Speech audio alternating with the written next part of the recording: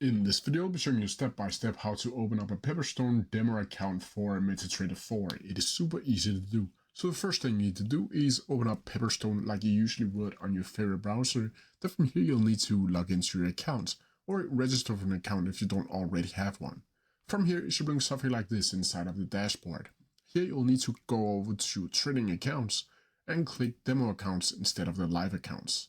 From here, you'll need to click add a trading account, and then this page should be popping up. Here you'll need to choose from Metatrader 5 to Metatrader 4.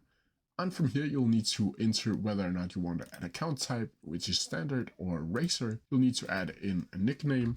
I'm just going to call it Metatrader 4. You'll need to add the account funds, so either 50k, 25k, 10k, and so on, and you'll need to change the currency to whatever you want to have here. From here you'll need to click submit, and here you'll see your Metatrader 4 has been created, and here you'll have the login, the server ID, your leverage, and your currency.